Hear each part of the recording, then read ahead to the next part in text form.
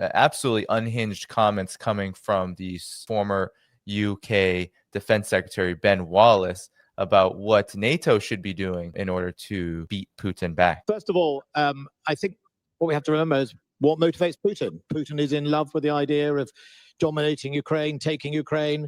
Crimea is Russia and Russia is Crimea, he announced in 2014. If you read his speeches of 2014, he compares Crimea to the Holy Mount. So we have to help Ukraine have the long-range capabilities to make Crimea unviable. We need to choke the life out of Crimea. And I think if we do that, I think Putin will realize he's got something to lose. If it is not inhabitable or not possible for it to function, and that bridge, we need Taurus in from Germany. We need to smash the cursed bridge, because that's an ego, that's a statue to Putin's ego. Vladimir Putin at Valdai. Russia proved on many occasions when threats to our peace and security come to the fore, and threats to our sovereignty and our statehood, we are swift in responding. No, you should not provoke us. Never, ever did it end badly for the provocateurs, and no exceptions will happen in future. There will be none. Our history proved that weakness is unacceptable, because it gives rise to temptation, to a delusion that and anything may be resolved with us, and they may have their way from the position of force and indecisiveness and weakness. Russia will never demonstrate that. It is something that we will never demonstrate. Those who cherish the dream of inflicting a strategic defeat of us, let them know that. There will be no strategic defeat of Russia. Russia is ready for any of this. And these are quite strong moves. Maybe we can begin with you, Larry. This is what we were talking about under the Biden administration, these long-range strikes, approving these long-range strikes, the danger of them, and then, of course, the absolutely unhinged words from, while he's the former defense secretary of the UK, he's definitely speaking NATO's language there with regard to Russia. Your thoughts? Well, show the intelligence. Strike with what? I mean, you gotta put something. They've got to have something to launch that would be. These really aren't long range. These would be intermediate range missiles, ballistic missiles, or cruise missiles. The Tomahawk, Zelensky requested the Tomahawk, but the problem with the Tomahawk is the only real system that would work in Ukraine is a ground launch version. There are not many of those ground launchers per se, and then compounding it is because of its capability of handling a nuclear warhead. Even though the Tomahawk, what currently exists as the Tomahawk cruise missile, has not been configured in that way for well over 25 years. Nonetheless, if such a weapon system was put in there, this would immediately escalate it beyond what Russia's doing already, and would put tactical nuclear warheads on the table. So I think that's unlikely. But again, this U.S. I think the U.S. in part is playing a game where it wants to appear, we're trying to support, but the life is draining out of the Ukrainian military.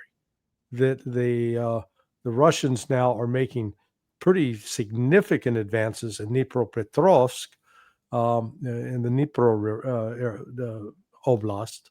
They're also moving north in Zaporizhia up, basically going up the river. They are making significant progress in Donetsk. So there's not a single area on the battlefield where Ukraine can point to and say, we're not only are we holding the Russians back, but we're pushing them backwards. And Russia is increasing the number of forces that it's applying in that area. And yet, in spite of all that, you're getting these claims by Trump and by J.D. Vance. I was especially appalled by Vance going along with this. I really thought he was better than this, and sadly he's not. But joining in on this, Russia's losing all these people, suffering mass casualties. They're not, but if that's what Vance and Trump want to choose to believe, go ahead and believe that, because it's going to bite you in the ass. I keep coming back to this. you know, when you get a comment like from that former British defense minister, who's just a ballyhoo idiot, when you get a comment like comes out of Mark Rutte from time to time, or a lot of these little junior partners in NATO, when you get those kind of comments that Russia is not a strategic power, that Russia does not have the capacity to do this or do that, not only are they lying through their teeth about the immediate evidence at their beck and call, should they want to really look at it, Russia has 6,000 plus nuclear warheads, dude. What are you talking about not being strategically capable? You want to test that? You want to go to that?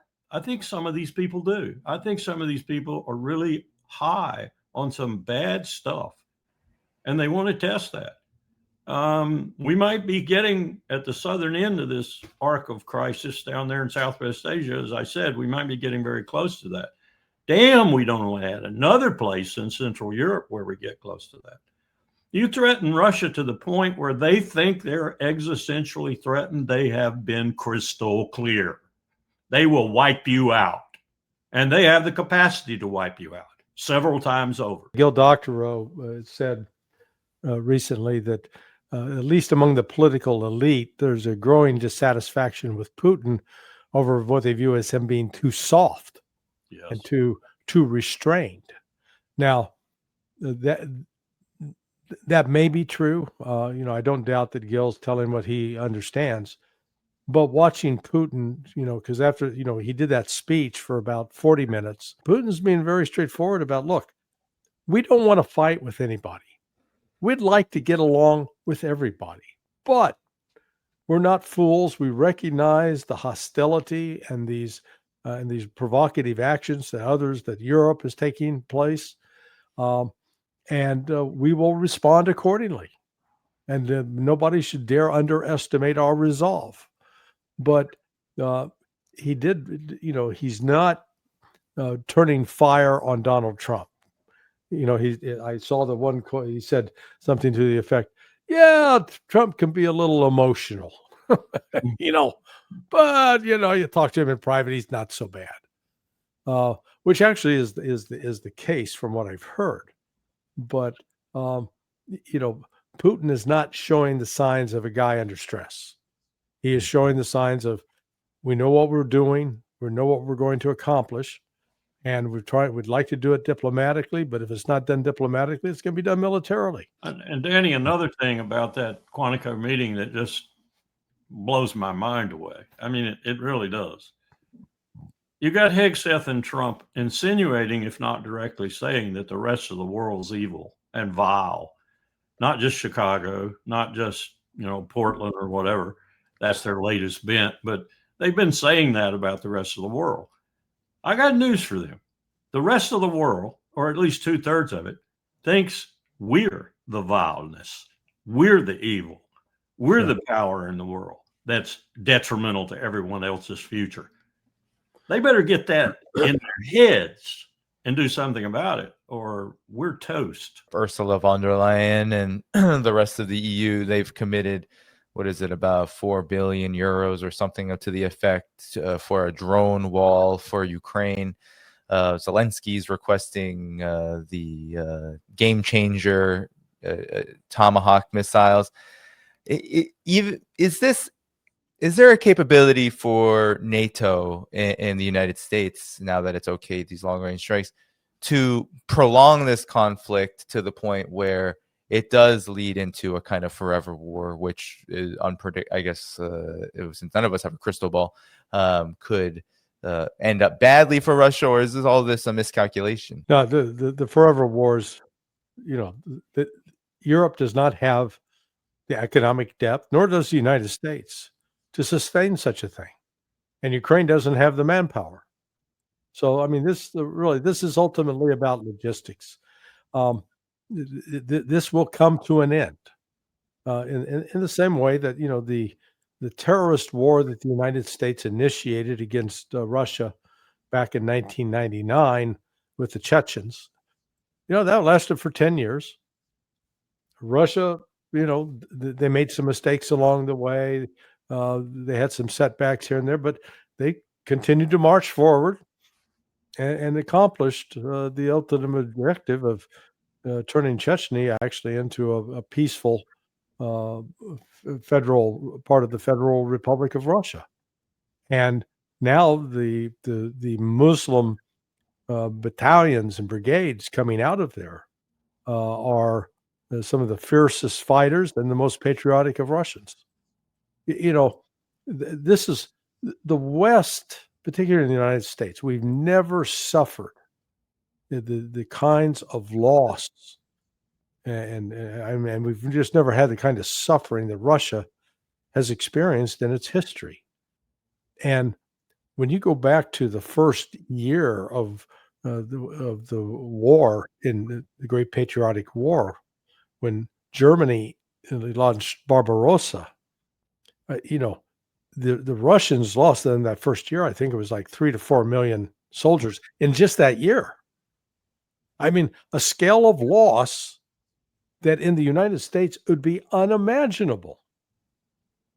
And yet, instead of, collapsing into a fetal position and crying on the floor, Russia, sucked it up and moved forward and beat the Germans. And, the United States helped, but that was largely a victory by the then Soviets over Germany. And they were able to, sustain and expand industrial production. They were able to, grow enough food to feed themselves and train enough soldiers to fight the battle. I mean, when all was said and done, 27 million Russians was a horrific price to pay. No country in the world lost more people. China was second in line to that. So that is part of the Russian character. So if Ben Wallace stupidly believes, oh, if we blow up that Crimea bridge, the Kerch Bridge, boy, that's going to really crush the Russians. It just doesn't show that he does, how ignorant the man is, and that he does not understand the Russian soul, the Russian character. And compare that, Danny, to the fact that we haven't seen a war in our front yard since 1865. How do you think we would take that? How do you think we would stand up to that? Yeah. Yeah. Well, Colonel Wilkerson, same kind of question to you about the drone wall, the military, militarization, the constant militarization of Europe and NATO. Now the promise of Tomahawks, or at least the request from Zelensky, with a lot of inconsistent messaging from the United States about what is going to happen from here. What do you make of all of this? Well, all a drone wall is a no-fly zone with another name. How are they going to do this when their economies are collapsing? How are they going to do this when they can't even remotely get close to 5%? I doubt if they can get remotely close to 4% of GDP for defense. Their publics will throw them out. Their publics are going to throw them out. You got 3 dead men walking right now in Europe: Macron, Merz, and Starmer. The governments are going, and many of the other governments will go too when they awaken to the fact that they've been drug into a situation, NATO alliance included, that is not in their interest. So NATO is collapsing. The whole EU is collapsing in many respects through bad leadership, through the autocracy that the EU really represents, and through just bad economic management across the board. So all Russia's got to do is sit on its haunches, literally, and keep plugging away. And, my great fear is that they'll get to some point where they'll say, wow, this is ripe for the picking. I don't think they will, because I think Larry's right, and others who feel the same way. Russia has no desire for extra territory. What it's concerned with is security of its existing territory. And we threatened that security multiple times through deceit, through perfidy, for absolute lying outright from 2014 on. And they don't trust us anymore. And they're going to ensure that that is not the case when they finish this. they're going to feel safe again. In the Financial Times, Russian missile upgrade outpaces Ukraine's Patriot defenses. This is in the Financial Times. Kiev's interception rates fall as enemy strikes dodge U.S. interceptors in the final seconds. Larry, could you talk about what this means? They cite the Kinjal missile, but I know that Russia's arsenal is quite diverse, and there's a variety of missiles that it has, varying speeds from hypersonic to lower than this. But what's your how could you help explain what they are talking about here when it comes to this problem? It's not even just the Patriot systems not being numerous enough. It's that they can't intercept what Russia has with whatever Ukraine is able to muster when it comes to Patriots. Yeah, this is the Financial Times Captain Obvious moment. Yeah, thanks for telling you what we've known for 3 years. Look, the Russians, in contrast to the United States has yet to field a single operational hypersonic missile. And that's a missile that travels above the speed of Mach 6 and is maneuverable. Because, there are our intercontinental ballistic missiles, they go in excess of Mach 6, but they're, you launch, it's like I shot an arrow in the air, and where it fell, I know not where. It follows a gravitational path. Whereas the hypersonic missiles that Russia has, at least 4 variants, from the Kinjal, the Iskander, I forget the name of the other, and then there's the Oreshnik. At least 4. United States doesn't have 1. And, so Russia's perfected over the years. They finally realized they can send in, drones, which are decoys. And, the problem for the Ukrainians was they don't know if that decoy is real or not, or if it's actually carrying a warhead. So they fire off their air defense missiles. And at some point, particularly the Patriot missile batteries, the Lockheed Martin only produces 550 missiles a year. Okay? And that's missile, not launcher. They produce far, far fewer launchers. Well, we just had an attack was it Monday? That was described as the largest missile drone attack since the start of the war. And yet we heard the same thing said, about a week and a half earlier. And then the same thing was said a week and a half before that. So, Russia on average is firing about every week almost a barrage upwards of 600, 700, 800 combination missiles and drones. So if you figure that Kiev's going to try to, they're going to try to shoot down just half of that. So they're going to launch their Patriot missiles, and that means they're going to need to launch 2 missiles per 400 targets. Do the math. 2 times 400, that's 800. Right there, that's almost 2 years of Lockheed Martin production. So like I said, Financial Times has finally learned how to do math.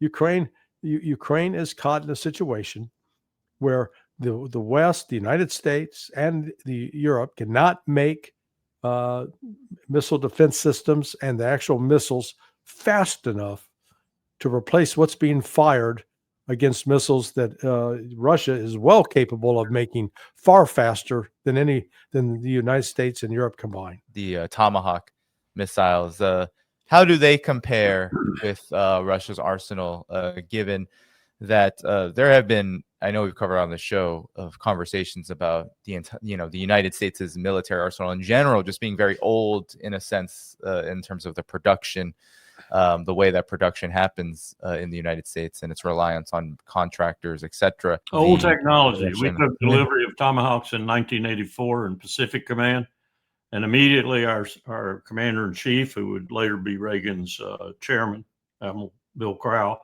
said, I need the D. I don't want this C version, because my war plan taxed me with not only defending Japan, but also getting the attention of the Russians on the Western Front should they attack in Europe. And I'm not going to get their attention with this little pinprick weapon you've given me. I need the D. The D was the nuclear variant. That'll tell you something about the Tomahawk when it first came out.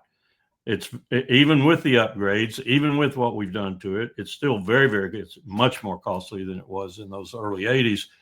And it's still very slow, and it's easy to shoot down. So, I mean, I wouldn't, if I were Russia, I wouldn't look at the Tomahawk as a threat in any way, fashion, or form other than a pinprick wherever it might hit. And if it should hit something that pinprick is going to do major damage to, well, okay, that's damage. But it's not a war stopper, and it's not a war changer. And unless they've extended the range, if I remember right from PACOM, it was about a 585 nautical mile missile. So it's not that extraordinary long range either. And it's slow.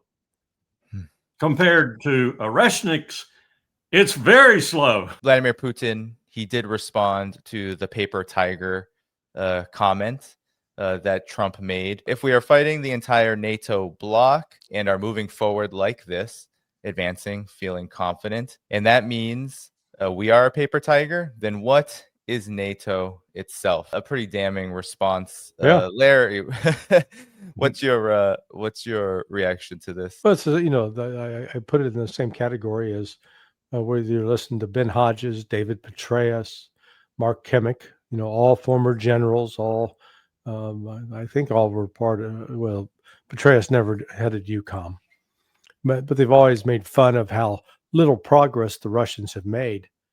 Yet these are the very guys that failed to conquer Iraq in 14 years and conquer Afghanistan in 20 years. So it's like they got no room to talk. I think Putin's response was exactly spot on. I feel the same way. And if I hear Kellogg say one more time what his litany is, I'll probably get sick. President Lukashenko, Alexander Lukashenko of Belarus, has said any minute now the Oreshnik is coming to Belarus. And I guess I'm curious about your reactions to this, given that if these long-range strikes occur, the first time that they occurred under the Biden administration, Russia did launch an Oreshnik. It did test out the Oreshnik, and it did hit Ukraine. Do you see that if any of these threats are made good by Ukraine, if it begins to use U.S. intel again for these so-called long-range strikes, medium-range strikes, that Russia will use this Oreshnik weapon again to send the same kind of message? Oh, yeah. No, I think so. I mean, they've been very clear. Both Lavrov and Putin essentially said that if the West allows these attacks to go forward, and Putin's been quite descriptive, saying, look, they can't do it without U.S. personnel actually providing key information and operational involvement. So it's going to be considered, he said, an act of war. So yeah, they won't just limit themselves to Oreshnik. They're trying to avoid it, but if the West keeps pressing, this thing can get out of hand very quickly. Just as the start of World War I starts with an assassination, and man, next thing you know, you got the whole world fighting on two fronts. Wooden-headedness. Yeah, I agree 100%. I think Putin has been more than circumspect. I'm not sure that I could have restrained myself the way he has restrained himself with regard to striking what is clearly NATO support of Ukraine in Poland and other places.